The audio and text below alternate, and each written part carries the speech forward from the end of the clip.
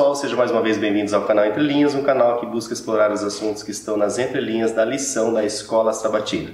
Você que está chegando, seja bem-vindo a esse canal. Nós estamos gravando nesse momento a 9ª lição, Nenhuma Condenação. Nosso muito obrigado por você que tem aí colaborado, tem aceito o nosso material e mais do que isso, né, tem digerido ele e compartilhado com outras pessoas. Muitos aqui comentaram. Patrick Santana, João Cavaco colocou lá um comentário que é interessante aí, que todos do canal começam a trocar essas experiências aí nessa rede. Cleiton Ramos, né, que até falou assim que gostaria que um empresário nos patrocinasse, né? Quem sabe aí. Por favor, se quiser. Sandro Lima, né, que inclusive usa o nosso material aí para passar a lição. Que bom, Sandro. Você esteja à vontade aí e sempre comente conosco, dê a sua opinião também. Gladstone Carvalho, né, que inclusive discordou de algum ponto de vista aqui que nós expomos. Aí o Ricardo até colocou para ele, legal, é importante que a gente discorde. Que a gente... Sejam bem-vindos para discordar também. Isso é legal. O Victor Nunes, o Fábio Weber, né, que também está usando o canal Entre Linhas. Paula Janin, Vonei Rissiquen, Álvaro Ferreira, Almir Carvalho, Evelyn Horton, Roquilda Oliveira, Ângelo Mário, que também dá o maior apoio para nós, muito obrigado, Ângelo. Antônio de Mello, né, que inclusive colocou um comentário usando a citação da Revista Adventista, né, de 1800, para enriquecer, para colaborar aí com o tema. E o Rafael Gama, que pela primeira vez aí descobriu o nosso material aí no 8º vídeo. Rafael, seja bem-vindo ao nosso canal e que você assim sinta-se edificado como nós nos sentimos com os materiais que nós discutimos aqui. E a Edilza Nascimento. Fora esses, né, que sempre comentam com a gente, tem alguns que comentam antes da nossa gravação, tem pessoas que às vezes nem comentam, mas que sempre nos encontram e dão apoio. Nosso muito obrigado. Um abraço também para minha sogra, que sempre, a dona Esmeralda, que sempre assiste nosso vídeo. Tem vezes que ela comenta, tem vezes que não comenta, mas ela fala, estou lá assistindo, Lúcio. Um abraço para a senhora. Né, e que realmente nossos vídeos, aí, os nossos assuntos, ajudem a todos, né, a discutir melhor esse assunto da Bíblia, principalmente da Escola Sabatina, e aprofundar. Né, muitas pessoas têm dado um retorno bastante positivo para nós, que tem ajudado mesmo a refletir de uma maneira um pouco diferente. Novamente, né, o nosso canal é Entre Linhas, para você que está chegando. Então nós vamos tentar explorar as entrelinhas que estão aí na lição. Claro que tentando sempre ligá-las à linha central do tema que os autores trazem para a semana. Bom, vamos lá então. No domingo, em Jesus Cristo, nós vamos estudar durante toda essa semana, né, na verdade, o capítulo 8 de Romanos. Mas é importante que você tenha noção de que, como nós estamos tentando aqui construir, né, tenha noção de que Paulo inicia um discurso em Romanos 1. E aí ele segue com esse discurso, né? E ele faz vários jogos de linguagem durante todo esse percurso. Então ele começa em Romanos 1, Romanos 2, Romanos 3 e vai indo até Romanos 8. Então é importante que você tenha noção do que Paulo está tentando transmitir nessa carta aos romanos. É outra coisa que a gente sempre discute aqui fora, né? Porque ele não está falando para judeus, ele não está falando, né, vamos dizer assim, para um povo abrâmico, né? Ele está falando... Para nós hoje... Ele está falando para os romanos, um povo com uma cultura diferente, um povo com práticas diferentes. Então é importante você ter essa noção, porque senão você vai pegar um texto fora do contexto e aí você vai querer transformar isso em alguma doutrina, é o que nós vamos trazer aqui como entrelinhas aí durante, né, este vídeo. Então vamos lá, pessoal. Em Jesus Cristo, né, nós vamos começar aqui uma abordagem verso a verso, né, o Ricardo novamente vai esclarecer aqui algumas questões justamente sobre esse jogo de linguagem que Paulo utiliza, né? O Alexandre também vai trazer aqui várias discussões, né, que vão acrescentar, mas a pergunta de domingo que eu trago aqui é como que a lei do Espírito nos livra da lei do pecado, Ricardo, que é onde Paulo começa já os primeiros versos de Romanos 8. Isso. Antes de ler verso a verso, né, o Lúcio já trouxe duas expressões aqui dentro do jogo de linguagem de Paulo. Para o pessoal entender primeiro o que significa esse jogo de linguagem, né? Eu vou ter que, mesmo sendo religioso, só aquela piadazinha clássica da rinha de galo. Isso. Chega o sujeito lá, né? Eu quero apostar no galo, que os dois galos vão brigar, eu quero apostar no galo. Quem que é o bom aí? O bom é o branco. Aí o preto dá uma surra no branco, né? E o cara reclama. Mas pera lá, você não falou que o branco era bom? Mas o preto é que é o marvado. É ele que bate. É ele que bate. Por quê? Jogos de linguagem diferentes. Quando você constrói um texto, as palavras, ela tem um significado base dentro da língua, óbvio. Tem um significado padrão. Do dicionário. Isso, do dicionário. Só que a construção do texto traz conotações para os termos próprias daquele texto. Então, assim, o apóstolo Paulo constrói um mega raciocínio do capítulo 1 até o capítulo 8. Então, assim, você tem que estar antenado, você tem que entrar no trem do raciocínio dele no começo da estação. Isso. Se você tentar entrar com ele andando, você vai tomar uma cacetada na cabeça. Então, esse que é o ponto. Ele constrói expressões, ele gosta de criar expressões, muitas vezes até emendando palavras com palavras, expressões que no grego nem existem, que são duas palavras que ele pegou e juntou uma na outra. Um exemplo é esse que o Lúcio acabou de falar, é a lei do Espírito, lei de Deus. Você não vai achar essas expressões em outro canto da Bíblia com essa conotação que o apóstolo Paulo utilizou nesse mega raciocínio. Talvez os outros textos paulinos alguma coisa. Talvez os outros textos. Em Gálatas a gente vê um início de como ele construiu esses jogos de linguagem de Romanos. Mas não completamente, porque Gálatas foi escrito antes de Romanos, sim, inclusive. Não estava completamente desenvolvido, né? Então está plenamente desenvolvido aqui. E a gente vai ter que trabalhar dentro daquela ótica hebraica do paralelismo. Isso. Quem trabalha com profecia sabe disso. Quem já estudou profecia sabe disso. Isso é uma forma com a qual... É um padrão que a gente encontra no Velho Testamento. Então vamos lá. A questão aqui, lei do Espírito e lei do Espírito, lei da carne, lei de Deus, lei, né? do pecado. Lei do pecado. Começando a responder a pergunta do Lúcio. O apóstolo Paulo ele trabalhou lá no capítulo anterior com um jogo de linguagem no qual ele utilizava a lei de Deus, como o quê? A gente levanta a Bíblia, Lúcio. Aqui. Essa daqui é o nomos, é a lei que instrui, a norma de instrução. Isso aqui é letra, isso aqui é papel. Você pega isso daqui e coloca na sua mente. Aí ele usa o termo lei de Deus na mente. Isso aqui é letra, velhice, caduquice da letra. Aqui, lei de Deus, que entra em conflito com uma outra lei, a lei da carne, que me faz o quê? Que me faz pecar. Tendência pecaminosa. Que me faz pecar, lei da carne. Agora ele vai trabalhar com um novo conceito, que é um conceito de lei do Espírito. Essa questão de Espírito vai vir todo Romanos 8, vai falar agora dessa lei do Espírito, que é como que eu resolvo aquele conflito, aquele problema que está lá atrás em Romanos 7. Isso. Então, para responder essa pergunta agora, como acontece isso, eu posso resumidamente falar, a lei que a gente já falou assim, dikaioma. Dikaioma é a lei de justiça, é aquela na qual nós depositamos fé e recebemos justiça. Que lá quando falamos em Abraão, lá quando o apóstolo Paulo usou o exemplo de Abraão para explicar que esta lei que salva é uma lei associada com o Messias. Mais ou menos assim, Deus, lá no seu trono, ele colocou em vigor uma lei segundo a qual o seu filho unigênito viria e daria a vida por nós. Isso é uma lei, isso é dikaioma. E quem tivesse fé nesse Messias seria salvo. Essa é a lei dikaioma, essa é a lei que salva, porque é uma lei associada com o Messias. Só assim que a carne coopera. E como funciona essa cooperação nós vamos entender hoje de Romanos, no capítulo inteiro de Romanos 8. Vamos lá para o verso 1? Vamos lá, então, verso por verso. Portanto, agora, nenhuma condenação há para o que estão em Cristo Jesus, que não andam segundo a carne, mas segundo o Espírito. Aqui, no versículo 1, primeira palavra, catacrima. Catacrima é condenação. Isso. Não há catacrima. Porque a palavra crima aqui é lei no sentido de julgamento. Então, no julgamento, quando for aplicada a lei formal, vamos dizer assim, né, a lei processual, que é a crima, né? Então, em função do Messias, de estarmos ligados ao Messias, não haverá condenação. Veja aí a questão central do Messias. Há para os que estão em Cristo que não andam segundo a carne, mas segundo o Espírito. Aqui fica uma questão.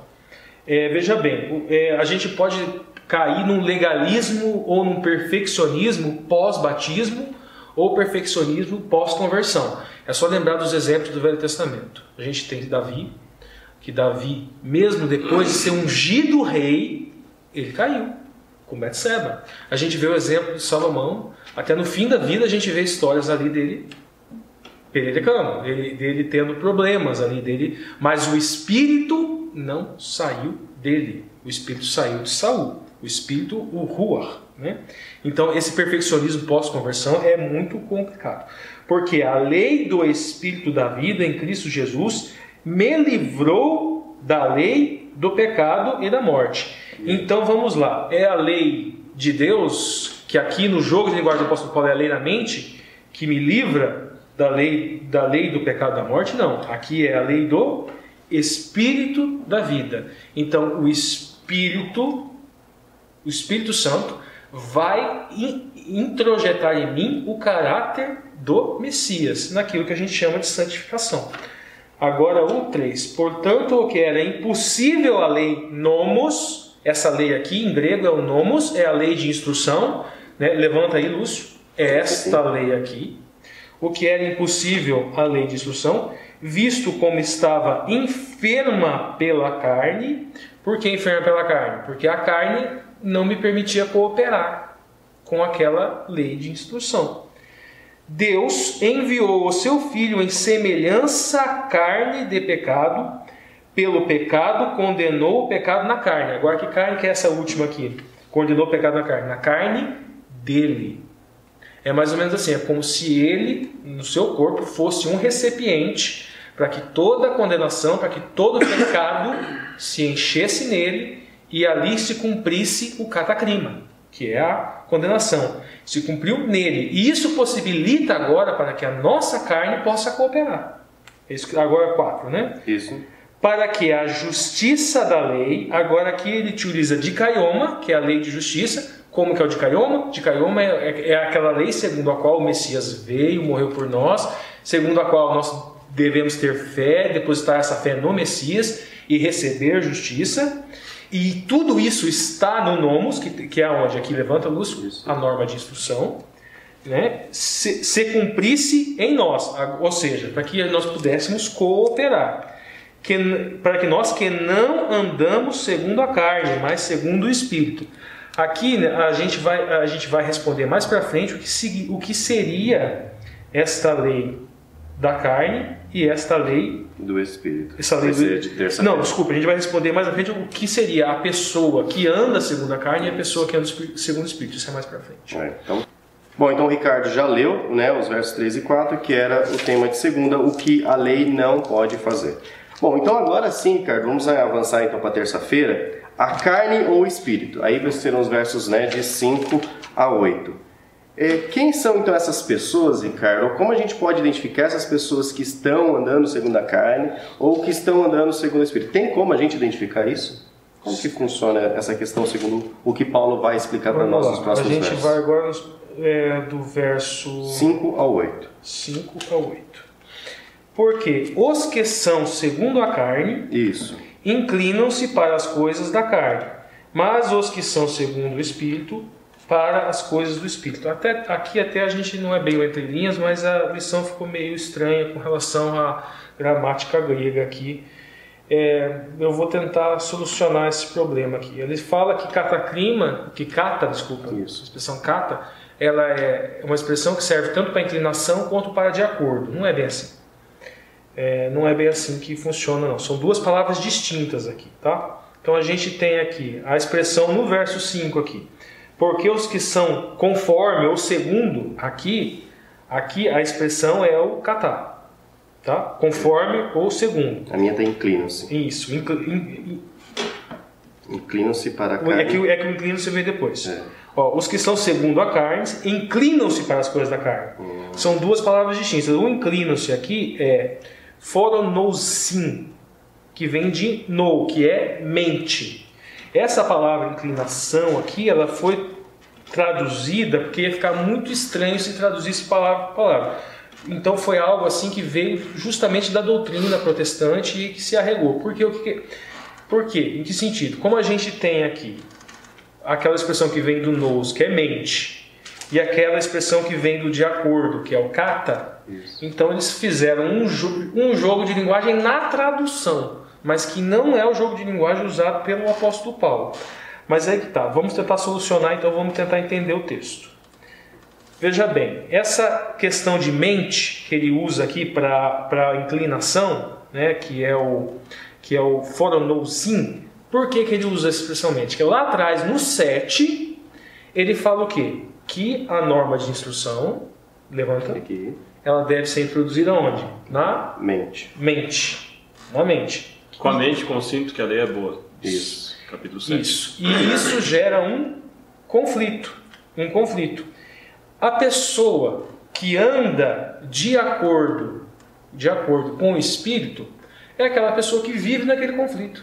Vive tentando resolver aquele problema, tentando fazer a carne cooperar. E agora aqui é como nós vamos fazer a carne cooperar. A única forma de fazer a carne cooperar é com o Messias. É olhando o caráter do Messias. Então, por isso que se utilizou inclinação. É o quê? Você tentar vencer pelo poder do Espírito, né? Que agora ele vai fazer um outro jogo de linguagem, vamos entender mais para frente. Ele fala de Espírito de Deus, Espírito de Cristo. Né? Através do Espírito vem como você vence esse conflito. Então, quem anda de acordo com o Espírito é quem tenta resolver esse conflito. Verso 6. Porque a inclinação da carne é morte. É aquela pessoa que não tenta resolver o conflito. Ela simplesmente segue a sua natureza. Mas a inclinação do Espírito é vida e paz. Aqui a inclinação, a expressão grega é foronousin, que é mente, como a gente já falou. Inclinação no grego seria klisi. E não é a expressão que o apóstolo Paulo usou. Agora 6, né? Porque a inclinação da carne é morte, Leão 7. Isso. Portanto, a inclinação da carne é inimizade contra Deus, pois não é sujeita à lei de Deus. Qual que é essa lei de Deus? Essa lei de Deus é a lei que está onde? Na mente, a instrução. Na mente. A lei que agora está na minha mente. E aqui na minha tradução já dá o pendor da carne, já não é mais inclinação. Pois não é sujeito à lei de Deus. Em verdade, nem em verdade ou pode ser.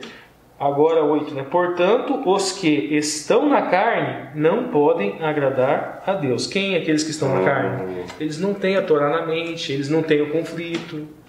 São as pessoas que estão na carne e eles obedecem à natureza, seguem a natureza de forma que gostam disso, né? Alimentam as suas paixões. Então nós seguimos aqui, né, uma linha, né, domingo e na segunda. Nós percebemos que há um processo aí da justificação. Na terça, e agora nós vamos adentrar na quarta, nós começamos a seguir uma linha da santificação, né? E na quarta diz o título assim, Cristo em você, que é onde o apóstolo Paulo traz, né, uma discussão sobre o Espírito de Cristo e o Espírito de Deus. Aqui no verso 9, né, ele fala sobre o Espírito de Deus que habita em vós, e se alguém não tem o Espírito de Cristo, esse não é dele. Ricardo, esclareça para nós um pouco aí sobre o jogo de linguagem, sobre os significados, né, que Paulo quis dizer sobre esse Espírito de Cristo e Espírito de Cristo e Espírito de Deus. Se nós isolarmos isso, não dá muito entendimento. A gente tem que inclusive se ler só o 8, não ler o 7 fica difícil. Que a gente tem que identificar o paralelismo aí. Lá no 7 ele fala o quê?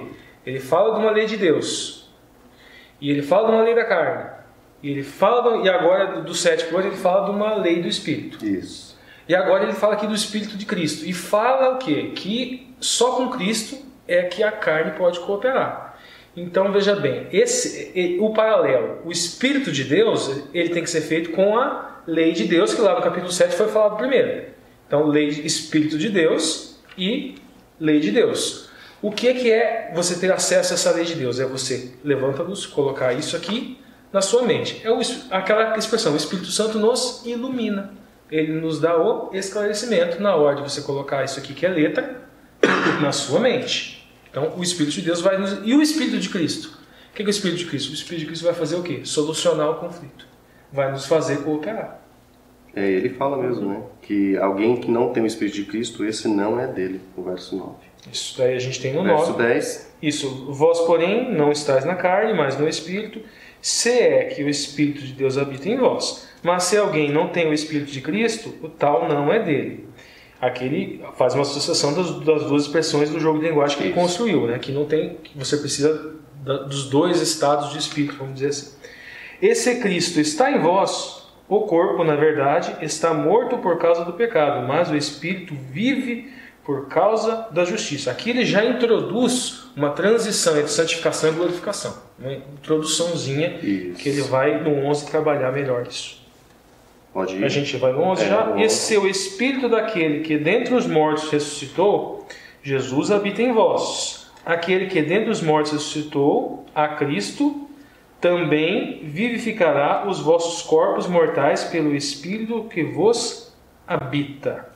Então, assim, ele faz um jogo de linguagem entre morte no sentido figurativo e morte no sentido literal. Entre morte espiritual e morte literal. A morte espiritual, ela está no plano da santificação. A morte literal está no plano da glorificação. Pode ir o 12, 13 e o 14. Verso 12. De maneira que, irmãos, somos devedores, não a carne para viver segundo a carne. Porque se vivermos segundo a carne, morreremos. Mas, se pelo Espírito mortificares as obras do corpo, vivereis. 14. Aqui no verso 13. No verso 14 agora. Pode ir. Porque todos os que são guiados pelo Espírito de Deus, esses são filhos de Deus. Porque não recebestes o espírito de escravidão para outra vez estardes em temor, mas recebestes o espírito de adoção, pelo qual clamamos Abba Pai. E aí a gente já vai adentrar então no assunto de quinta-feira, onde vai falando sobre o espírito de adoção. E ele fala aqui, engraçado, né? A gente anotou aqui no verso 14, que ele fala assim, que são guiados pelo Espírito de Deus, os que são guiados são filhos de Deus. E aqui no verso 9 diz assim, que se não tem o Espírito de Cristo, esse tal não é dele. Então Paulo apresenta quando você é filho de Deus, né? Ou quando você não é filho de Deus. A pergunta é, quando que eu sei que uma pessoa é filho de Deus? Como que eu sei que eu sou um filho de Deus? Eu acho interessante ali o versículo 16 para a gente entender isso, porque o versículo 16 diz assim, o próprio Espírito, aqui é um Espírito que faz menção ao Espírito de Deus, Deus Espírito Santo, testifica com o nosso Espírito que somos filhos de Deus. Fazendo um paralelo com o texto de Tiago, no capítulo 2, aquela ideia de que pelas minhas obras eu demonstro a minha fé, a gente pode entender aqui que na medida em que o Espírito Santo habita em mim, eu passo a ter um proceder diferente. Com as minhas obras eu demonstro isso, com as minhas atitudes eu demonstro isso, não para a minha salvação, mas como um resultado de uma salvação que já aconteceu. Então, por meio da minha condição espiritual, da minha vivência, da minha prática de vida, da minha comunhão com Deus, é testificado de que eu sou filho de Deus.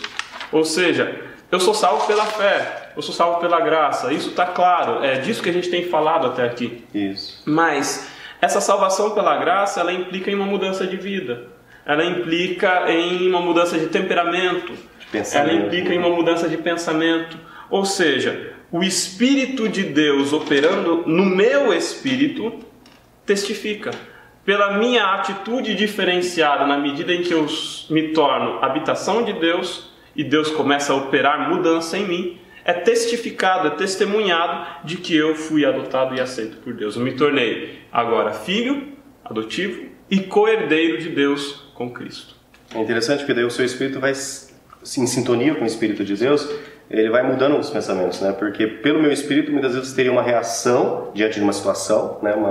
Às vezes uma reação colérica, uma enérgica, mas aí você pensa, né? Acontece isso comigo, deve acontecer com todo mundo, pensa em, opa, pera, o Filho de Deus não agiria assim. Eles falam, não, vamos lá, vamos agir certo como Deus. E aí você, principalmente nas primeiras batalhas, é bem racional a luta. Depois nas demais batalhas Deus vai...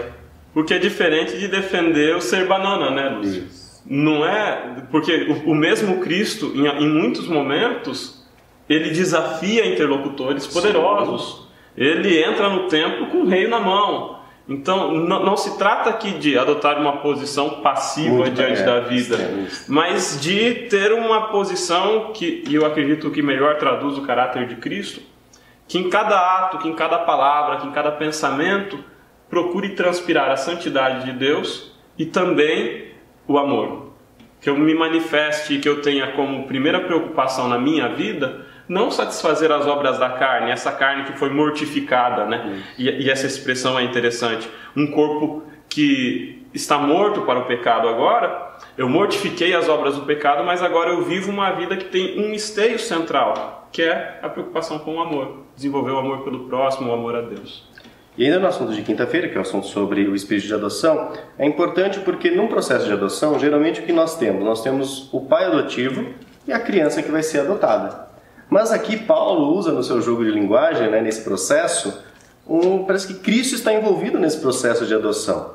Então nós vamos agora dar uma lida aqui novamente, né, nos versos 15, 16, 17 e 18, aonde nós vamos ver que Cristo se envolve nesse processo. Qual que é o papel de Cristo, então, Ricardo, nesse processo de adoção? Bom, dentro da ótica hebraica, essa noção de herança, né? A gente tem um primogênito. Vamos começar, por exemplo, Jacó e Esaú. Esaú era o mais velho, assim, porque ele saiu da mãe dele primeiro. Só que a primogenitura não é só uma questão de quem nasce primeiro. Tem todo um papel de ser o principal, aquele que faz o trabalho espiritual na família e aquele que agrega, aquele que conecta todos os elementos familiares. O primogênito tem essa incumbência, vamos dizer assim. E a gente vê, por exemplo, em Jacó, nos filhos de Jacó, Rúben nasceu primeiro, depois deveria ser dada primogenitura para ele, mas ele se relacionou com uma das concubinas do pai dele. Por isso perdeu a primogenitura, não podia cumprir esse papel. Aí depois veio Simeão e Levi, teve um incidente com o cunhado, né? Ele obrigou, na verdade, o cara a casar com a irmã, né? E depois foi... Mataram a vida, exterminaram todo mundo. Isso, daí em função disso foi para Judá, que é Judá da linhagem de Jesus, né? Os judeus vêm de Judá. Esse papel da primogenitura foi dado para Judá, foi transferido para Judá em função disso. Agora aqui o apóstolo Paulo está trabalhando com uma alegoria na qual o primogênito é Jesus. Então o papel de Jesus nessa alegoria, nesse jogo de linguagem do apóstolo Paulo, é conectar tudo. É conectar a salvação, a justificação, a santificação, a glorificação, a obediência à norma de instrução, a obediência, a questão da norma de justiça, como a norma de justiça se aplica, como a lei de justiça se aplica. Então, o papel de Cristo é de mostrar como todo esse jogo de linguagem dele, ele se agrega num único ponto. Por isso que ele utiliza essa expressão que nós não somos herdeiros, nós somos co-herdeiros e ele é o herdeiro. Agora, herdeiro do quê? Herdeiro do caráter do Messias. Numa família, aqui inclusive utiliza a expressão que nós devemos ser a imagem de Cristo. Numa família existe um padrão de personalidade. Esse padrão de personalidade é a primeira recompensa, é o fruto do Espírito. A primeira recompensa é o amor, a paz, a longanimidade, tudo aquilo que a gente viu lá em Pedro. Então não é só a vida eterna. E a gente começa a usufruir disso já na santificação, já aqui, plenamente, obviamente, apenas na glorificação. Aí a gente tem agora, vamos versículo por versículo. Isso. Pode ser o 16, você já leu o 15, pode o 16. Tá.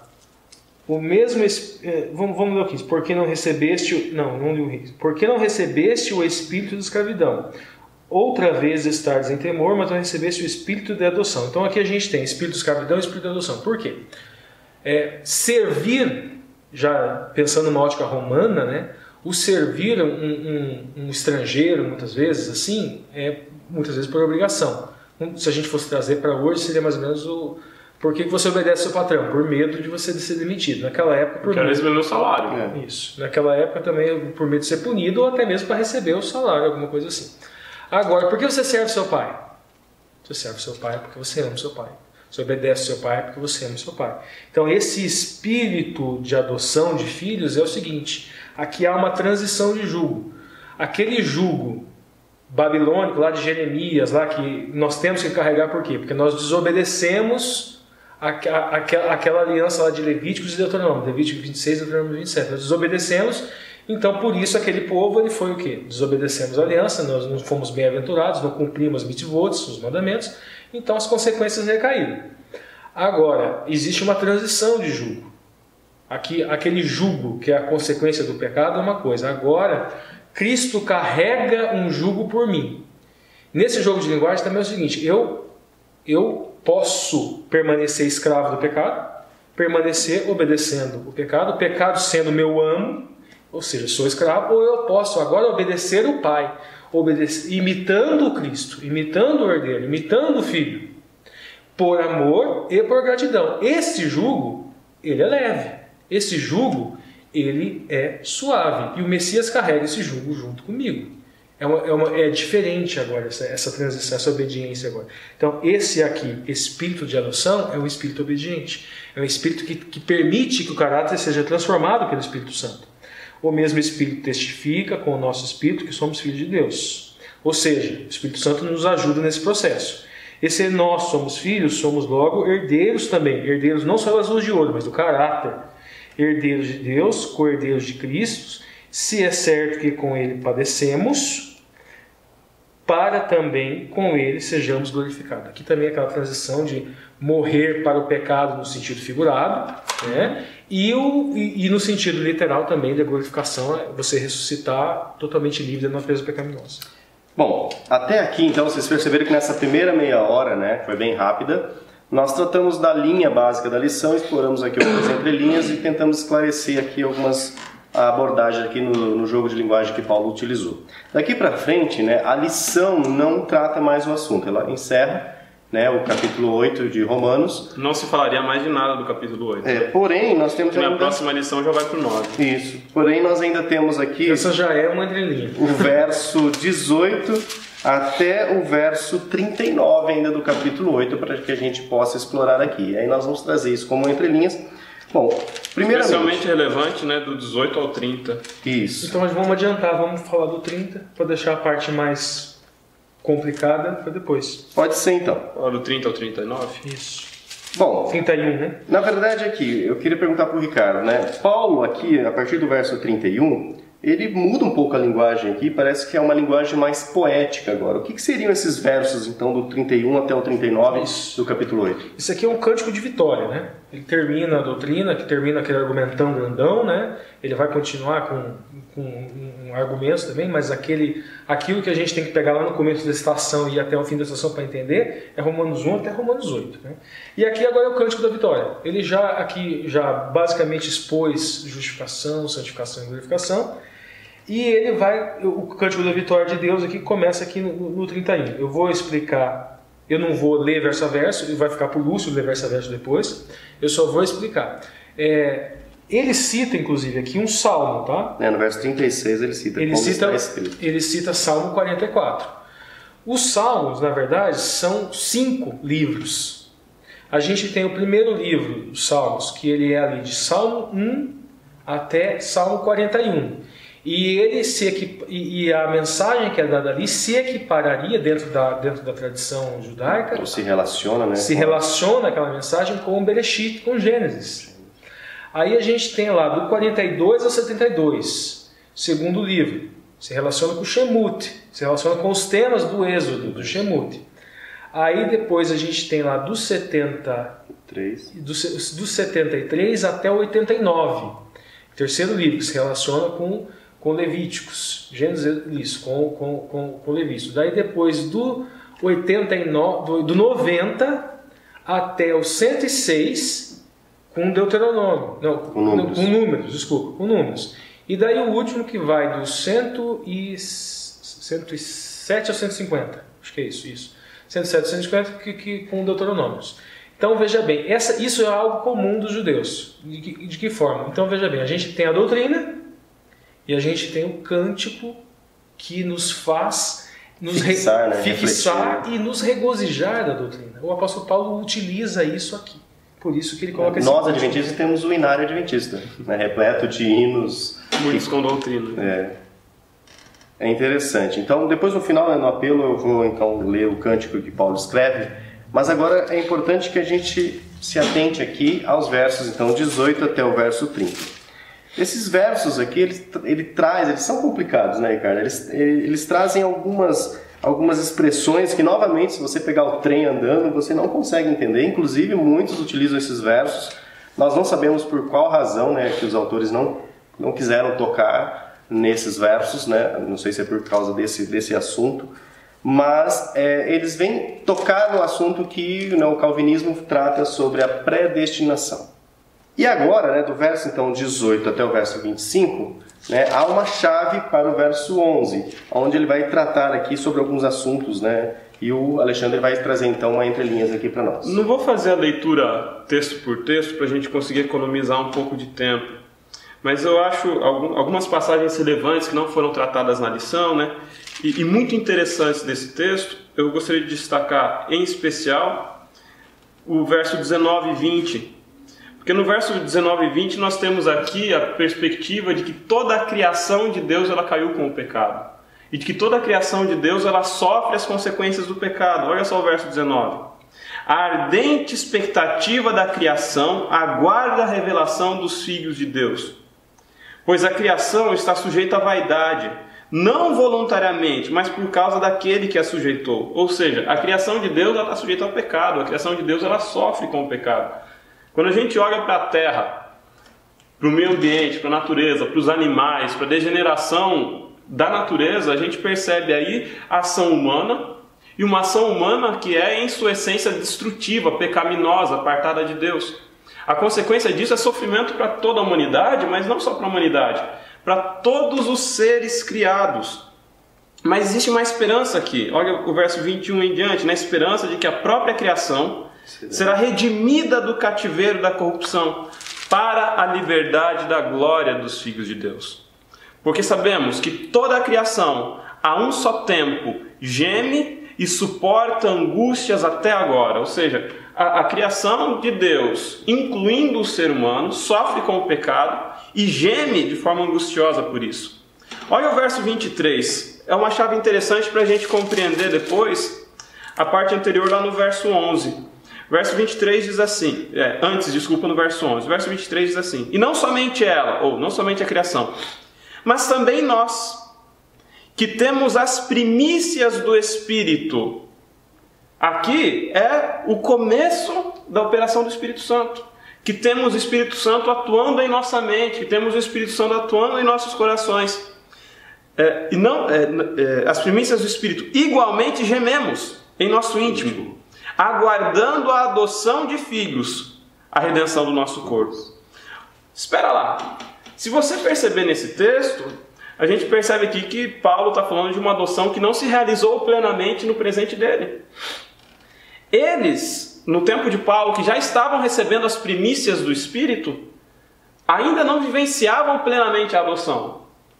Ainda gemiam aguardando a redenção. E temos junto as com toda a primícias natureza. do Espírito, não o Espírito pleno. Não é a plenitude, são as primícias. Se a gente volta, vamos lá para o verso 10 e depois para o 11, do capítulo 8 ainda. Se porém Cristo está em vós, o corpo na verdade está morto. Ou seja, Cristo habitando em nós, nosso corpo carnal, ele está morto. Mas ele está morto porque ele é portador de pecado. Está morto por causa do pecado, mas o Espírito é vida por causa da justiça. Olha o próximo passo agora. Se habita em vós o Espírito daquele que ressuscitou a Jesus dentre os mortos, ou seja, se Deus foi hábil para trazer Jesus da morte material e espiritual, Jesus morreu a morte eterna, Jesus morreu condenado como pecador. Se Deus foi hábil para ressuscitar Cristo, que morreu justo, mas portando os nossos pecados, esse mesmo que ressuscitou a Jesus dentre os mortos, vivificará também o vosso corpo mortal por meio do seu Espírito, que em vós habita. Então, olha o paralelo. No verso 10 nós temos um corpo no presente morto, um Espírito que habita em nós e um corpo que é mortificado, um corpo carnal morto.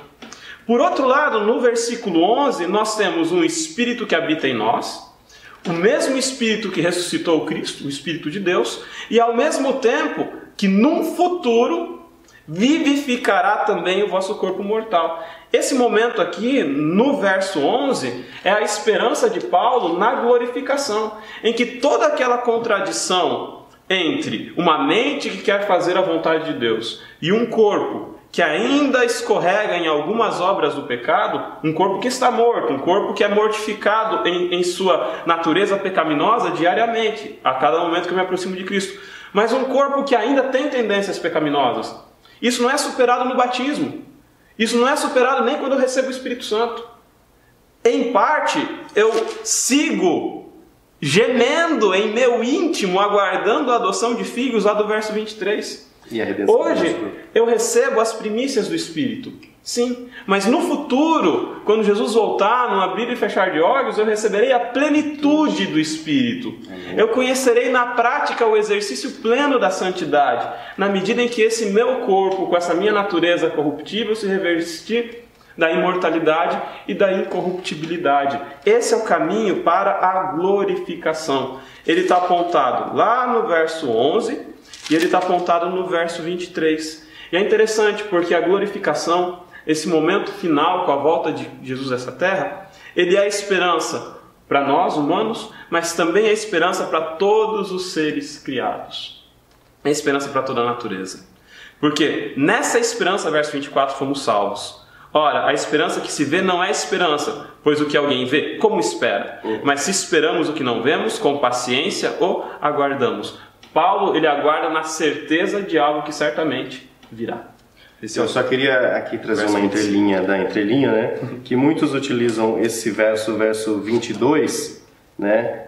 Porque sabemos que toda a criação a um só tempo geme e suporta a angústia até agora. É importante, né, pegar essa fala do Alexandre e verificar assim, que o pecado, né, o quão maligno é o pecado, né, na natureza. E esse verso, né, foi escrito aqui no primeiro século da nossa era. Então, tome cuidado, porque às vezes eu vejo alguns pregadores, algumas pessoas associando isso com usinas nucleares, com a ecologia, e falando que, né, olha como a natureza geme. E realmente, se nós pegarmos as fotos hoje da natureza, a coisa está piorando. Está piorando, né? A natureza realmente está gemendo. Mas lembre-se, nós estamos lá no primeiro século e lá a natureza já estava sofrendo. Então é importante a gente ter essa amplitude de visão, senão a gente fica só no modo contemporâneo de ver a Bíblia, né? Bom, vamos dar continuidade agora, então, no verso 26 até o verso 30, começa uma série, então, de trechos, Ricardo, que traz, né, inclusive uma doutrina que alguns utilizam, que é a doutrina da predestinação. Só faltou 24, 25. Eu vou falar rapidinho. Vamos lá. Porque em esperança fomos salvos. Ora, a esperança que se vê a esperança que se vê não é esperança. Porque o que alguém vê, como ele esperará? Aqui no 24, o apóstolo Paulo ele está falando de fé. Porque se a gente lê Hebreus 11, fé, certeza daquilo que não se vê. Primeira característica que está em Hebreus 11. Então, por isso que ele está falando de esperança. Também a gente associa esperança com o quê? Com um fruto do Espírito. Ou seja, aquela passagem que o tanto querer quanto agir é o Espírito Santo atuando em nós, também se aplica aqui no 24. Mas se esperamos o que não vemos, com paciência esperamos. Outro fruto do Espírito, paciência. E de maneira também o Espírito ajuda as nossas fraquezas. Até aqui está dizendo tudo o quê? Tudo que o Espírito faz em nós. Isso. Porque não sabemos o que havemos de pedir como convém, mas o mesmo Espírito intercede por nós com gemidos inexprimíveis. Então veja bem, aqui está falando também de algo que o Espírito Santo também nos ajuda. Quando nós oramos, ele nos ajuda, porque a nossa linguagem humana ela é limitada. Então eu vou abrir um parênteses rapidinho aqui. É muito comum concordar ou não concordar. Tem que tomar muito cuidado com o que você concorda e com o que você não concorda. Porque quando você concorda ou não concorda com alguma coisa, você está passando uma informação implícita. Qual? Eu entendi tudo o que você falou. Eu entendo todo o jogo de linguagem, entendo todas as regras gramaticais, entendo todas as regras contextuais, entendo tudo que você falou. Por isso eu posso concordar ou não concordar. Então temos que tomar cuidado com tanto concordar como não concordar. Se você ignora aquilo que você está concordando, você pode concordar com uma coisa tenebrosa e você não percebeu ainda. E se você não concorda, você também pode correr outro risco. Pode estar discordando de algo que é correto, que vem de Deus, que vem do Espírito, única e exclusivamente por ego ou vaidade. E aquele que examina os corações sabe qual é a intenção do Espírito. E ele que, segundo Deus, intercede pelos santos. A gente vê aqui mais uma atuação do Espírito Santo aqui. E sabemos que todas as coisas contribuem juntamente para o bem daqueles que amam a Deus, daqueles que são chamados segundo o seu propósito. Aqui a gente já vê mais um elemento de agregação também, né? Veja bem, que as coisas, todas as coisas, até as coisas más. Por mais que Satanás tente impingir a nós coisas más para nos derrubar, né, Deus transforma a maldição em bênção. Deus transforma a maldição em bênção. Aí vamos 20. Agora começa o problema. Agora é o problema.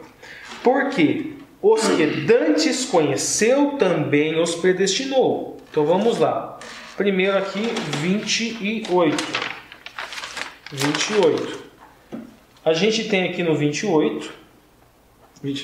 29, desculpa. Aqui a gente tem aqui no 29 a palavra proegno, que é conhecer. Então tá, como é que o Espírito nos conhece? A gente tem que buscar o significado disso no texto de Paulo. Não é em Armínio, não é em Calvino. É no jogo de linguagem que ele usou do 1 até aqui. A gente encontra aqui no mesmo capítulo. Como é que ele nos conheceu? Sondando o nosso coração, versículo 27. Então, no versículo 27 traz ele sonda o nosso coração. E se a gente for procurar na Bíblia, ele nos conheceu como? Aquilo, aquele termo que nós usamos como onisciência. Mesmo não sendo um termo bíblico, são várias e várias, nos Salmos, são várias e várias linguagens que falam que um Deus que sabe de todas as coisas. Isso. Agora aqui, pro-orizen, que é predestinação. Vamos buscar agora o conceito disso. Esse predestinar é você, de antemão, destinar a pessoa para alguma coisa. O Espírito, ele quer nos destinar aqui no jogo de linguagem do apóstolo Paulo a quê? A vida. Então, predestinação à vida. Como o Espírito Santo faz isso? A gente tem lá no 22, intercedendo por nós. A gente tem lá no 26, ajudando. E ajudar é o quê? É algo que tem eu atuando e o Espírito Santo atuando. A gente tem aqui no 16, testificando. A gente tem aqui no 14, guiando. E a gente tem aqui no 11, vivendo em nós. O fato de a palavra predestinação está aqui. Está excluindo, por um acaso, a minha liberdade de escolha nesse texto? Não tem nada aqui dizendo que a minha liberdade de escolha está excluída única e exclusivamente pelo fato de utilizar a expressão predestinação. Como a gente falou dos jogos de linguagem. Se a gente pegar a palavra predestinação e jogar dentro do jogo de linguagem que Calvino usou, aí tudo bem. Mas não é esse jogo de linguagem que Paulo usou no texto.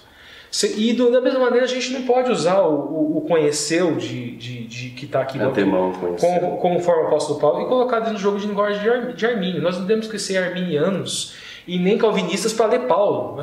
Paulo está falando o livro de Romanos inteiro para a gente voluntariamente se sujeitar à vontade de Deus e agora vem falar que a gente é predestinado de forma autoritária e irresistível.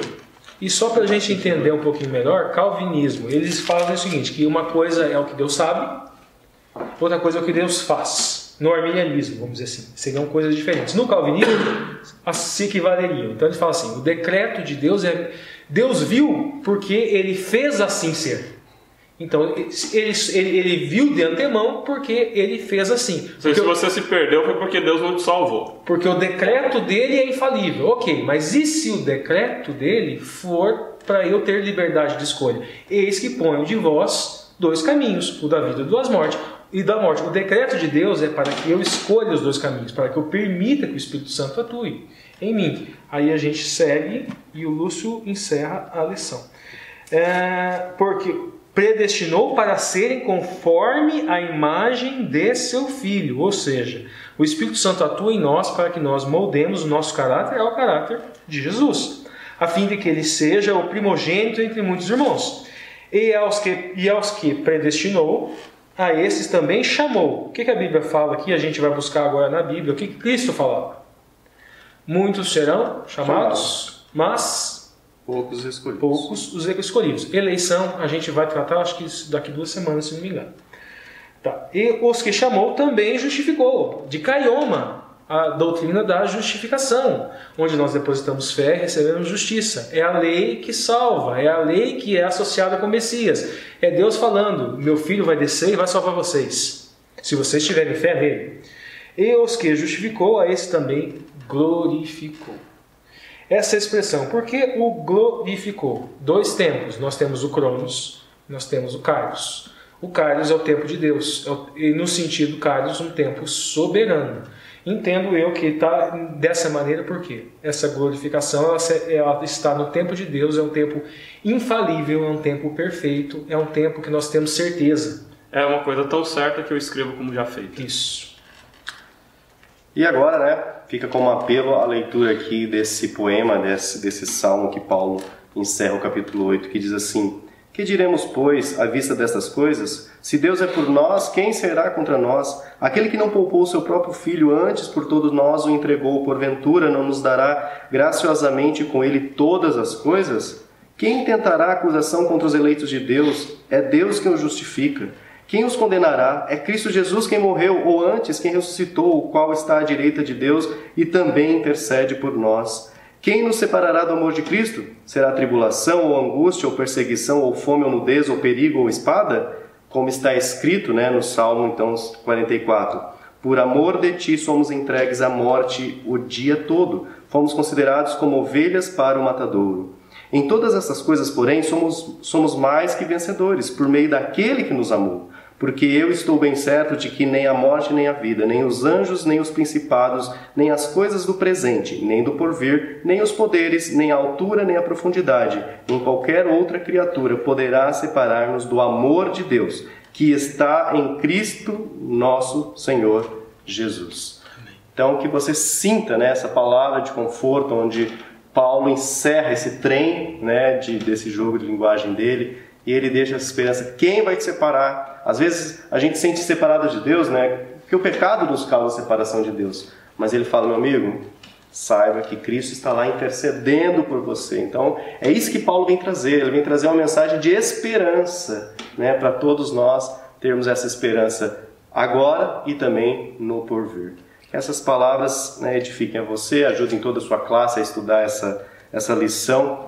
E aí, compartilhe, né, com outras pessoas, compartilhe nas suas redes sociais. Se você não é inscrito no canal, se inscreva no canal, dê um joinha para ajudar a promover o vídeo aí no YouTube. E que se tiver alguma dúvida, alguma discordância, né, ou alguma observação, né, fique à vontade para colocar nos comentários. Nós estamos lendo todos os comentários e, na medida do possível, estamos respondendo a todos. Fica o nosso abraço e até o próximo vídeo, onde nós vamos estudar o capítulo 9, então, de Romanos.